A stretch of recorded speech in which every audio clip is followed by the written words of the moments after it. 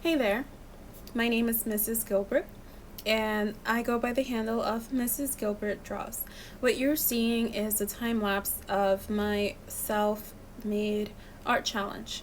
So I wanted to improve the basics of my art, like anatomy, painting, lights, values, and so on, but I do not have the time or the mental capacity to do a 30-day challenge.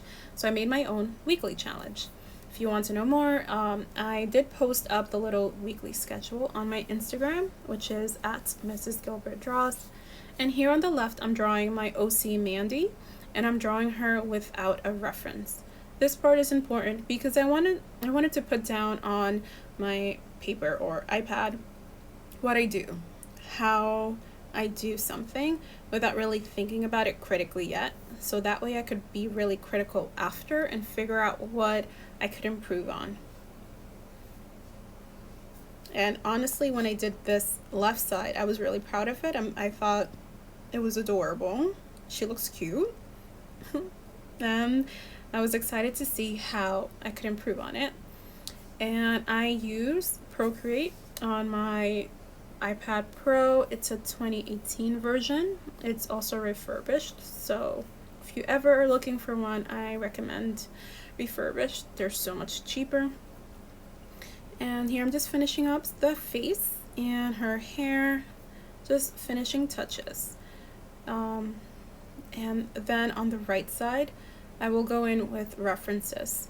And with the references, the point is not to be realistic at all. I do not like to draw realism. It's not something that makes me happy, therefore I will not do it. I am a hobby artist, so when I draw, I want it to be fun because it's my form of stress relief. And here I'm using athletic girl. I remember going on Pinterest and I searched the tags female photography, female face photography, and pretty woman photography. And here I'm using the left to really help me figure out where the facial features should be placed.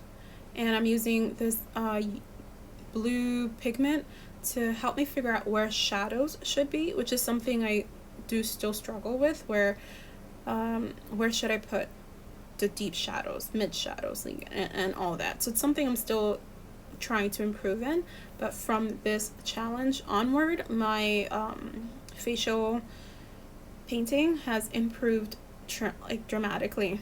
And one thing that I've noticed from this study was, even though I was very confident with my original without a reference, I now realize that her facial features were far too compressed. On the right, you see her facial features are more elongated, which gives it a kind of balance. And here I'm just quickly shading in the shoulders and the shirt. I'm not really paying too much attention to them because that is not the focus for this week's study. And quickly just doing the hair, something I really, really want to work on as well. And I'll most likely work on it sometime in the future. And now I'm using a second reference to kind of get a front-facing shot because I do rely on the 3/4 left or right a lot. It's one of my crutches. So I need to really practice different angles, and I figured let me practice front-facing because that is a very pleasing shot as well.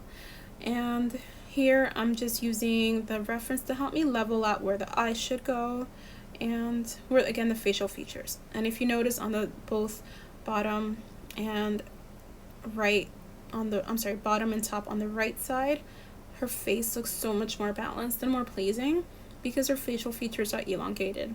That was the main thing I learned from this self-push challenge, was that even though I was pleased with how I did it before, I found a better way of doing it that I like much better. Oh, and another caveat coming out of this was that I figured out how to do next a little bit more pleasing to myself. So before I would try to chisel out the neck muscles, the clavicle, and I thought I was, being very artsy, very gung-ho. But I've noticed that I'm happiest shading in the neck. when it's just simple shapes. If you notice on the top right, it looks like a square-ish, the highlight. And keeping it simple, honestly, is something that I want to play around with. I want to add details, but I also want to keep some things simple so it's pleasing not only to you all, but to myself. Thank you so much for staying towards the end of this. And if you did want to visit or check out my other art, it's at Mrs Gilbert Draws. I post more frequently there.